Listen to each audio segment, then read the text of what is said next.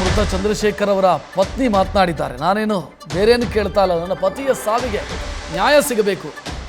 Death ನೋಟಲ್ಲಿ 3 ಹೆಸರನ್ನು ಉಲ್ಲೇಖಿಸಿದ್ದಾರೆ. ನನ್ನ ಪತಿ ನಿಯತ್ತಿನವರು ಅಂತ ಕಣ್ಣೀರಿಟ್ಟಿದ್ದಾರೆ.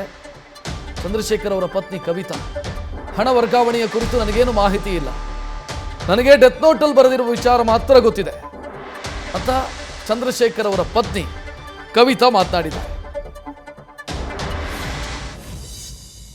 ನ್ಯಾಯ ಸಿಗಬೇಕು, ಬೇರೇನು ನಾವು ಕೇಳ್ತಿಲ್ಲ. ನಮಗೂ ತೊಂದರೆಗಳಿದೆ. 2 ಮಕ್ಕಳನ್ನ ಇಟ್ಕೊಂಡು ಒಂದು ಅಧಿಕಾರಿ ಸಾವಾದರೆ ಎಷ್ಟು ತೊಂದರೆ ಆಗುತ್ತೆ ಸರ್. ನಾವು ಅದರಿಂದ ಜೀವನ ಮಾಡ್ತಿದ್ದವ್ರು. ನಾವು ಇವಾಗ 2 ಮಕ್ಕಳ ಜೀವನ ನೋಡಬೇಕು. ನನಗಿಂತ ನಮ್ಮ ಮನೆಯವ್ರ ಸಾವಿಗೆ ನನಗೆ ನ್ಯಾಯ ಬೇಕು. ಅವ್ರ ಮೇಲೆ ಯಾವುದೇ ತಪ್ಪಿಲ್ಲ, ಅವರು ಅಧಿಕಾರಿಯಾಗಿರೋದ್ರಿಂದ ಏನೂ ತಪ್ಪಿಲ್ಲ ಅನ್ನೋದು ನಮಗೆ ಒಳ್ಳೆ ನೀತಿ ಬೇಕಷ್ಟೇ ಸರ್. ಇದರ ಆರೋಪಗಳು ನಿಮ್ಮ ಪತಿಯವ್ರ ಮೇಲೆ ಮಾಡ್ತಿದ್ದಾರೆ, ಸಚಿವರಾಗಲಿ ಬೇರೆಯವರಾಗಲಿ ಸರ್ಕಾರ? ಸರ್, ನಮಗೆ ಅವ್ರ ಡೆತ್ ನೋಟಲ್ಲಿ ಬರ್ತಿರೋದು ಪದ್ಮನಾಭನು ಮತ್ತು ಇವರು ಅವ್ರಿಗೆ 3 ಜನ ಅಧಿಕಾರಿ ಹೆಸರು ಬರೆದಿದ್ದಾರೆ. ಯೂನಿಯನ್ ಬ್ಯಾಂಕ್ ಹೆಡ್ ಆಫೀಸಲ್ಲಿರೋಂಥ ಮೇಡಮ್ ಹೆಸರನ್ನು, ಅಧೀಕ್ಷಕರಾಗಿರೋಂಥ ವಾಲ್ಮೀಕಿ ಇದರಲ್ಲಿ ಅಧಿಕಾರಿ ಲೆಕ್ಕ ಪರಿಶೋಧಕ ಆಗಿರೋವಂಥವ್ರು, ಈಗ BB ಪದ್ಮ, GG ಪದ್ಮನಾಭ, ಇವರು ಇಷ್ಟು ಜನ ಅಧಿಕಾರಿ ಮೇಲೂ ನಮಗೆ ಡೌಟ್ ಇದೆ. ಅವ್ರ ಡೆತ್ ನೋಟಲ್ಲಿ ಕ್ಲಿಯರಾಗಿ ಬರ್ದಿದ್ದಾರೆ. ಇಷ್ಟಿಷ್ಟು ಅಕೌಂಟ್ ನಂಬರಿಂದ ಹಿಡಿದು ಪ್ರತಿಯೊಂದು ಬರೆದಿದ್ದಾರೆ. ನಮ್ಗೆ ಅವ್ರಿಗೆ ನ್ಯಾಯ ಆಗಬೇಕು. ಅವ್ರ ಮೇಲೆ ತಪ್ಪು ನಾವು ಓದ್ಸೋಕ್ಕೆ ರೆಡಿ ಇಲ್ಲ. ಯಾಕಂದರೆ ತುಂಬ ನಿಯತ್ತಿನ ಇರೋರು, ಅವ್ರ ಜೀವನೇ ಹೋಗಿದ್ದೆ. ಆ ಸಾವಿಗೆ ನಮಗೆ ನ್ಯಾಯ ಬೇಕಷ್ಟೇ. ನಾನು ಮೀಡಿಯಾ ಮುಂದೆನೂ ಕೇಳ್ಕೊಳ್ತಿರೋದಷ್ಟೇ, ನನ್ನ ಗಂಡನ ಸಾವಿಗೆ ನ್ಯಾಯ ಬೇಕು. ನನಗೆ 50 ಕೋಟಿ ರೂಪಾಯಿ ಬ್ಯಾಂಕ್ನಿಂದ ವರ್ಗಾವಣೆ ಆಗಿದೆ, ಸಂಜೆ ಒಳಗೆ ತಂದು ಕೊಡಬೇಕು ಅನ್ನೋದು ನಿನ್ನೆ ಒತ್ತಡ ಇತ್ತಂತೆ. ಸರ್, ನಮ್ಮ ಅಕೌಂಟ್ ಚೆಕ್ ಮಾಡ್ಕೊಳ್ಳಿ, ನಮ್ಮದೇ ಯಾವ ಇದು ಇಲ್ಲ.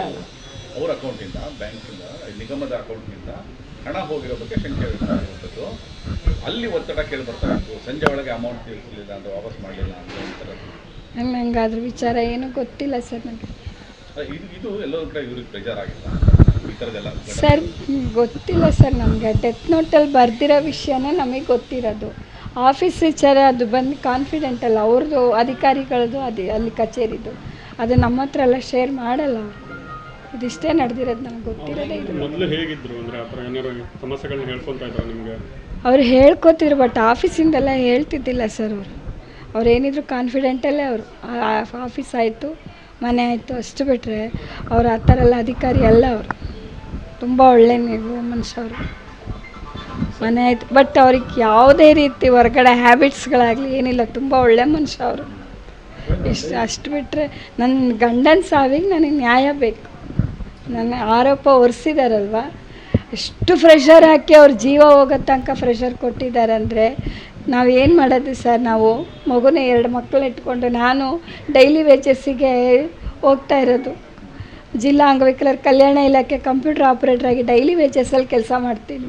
ಒಂದು ಅಧಿಕಾರಿ ಹೆಂಡತಿಯಾಗಿ ನಾನು ಕೆಲಸ ಮಾಡ್ತೀನಿ ಅಂದರೆ ನಮ್ಮನೆ ಪರಿಸ್ಥಿತಿ ಯಾವ ಥರ ಇದ್ದಿರ್ಬೋದು ಸರ್. 2 ಮಕ್ಕಳನ್ನ ಇಟ್ಕೊಂಡು ನಾನು.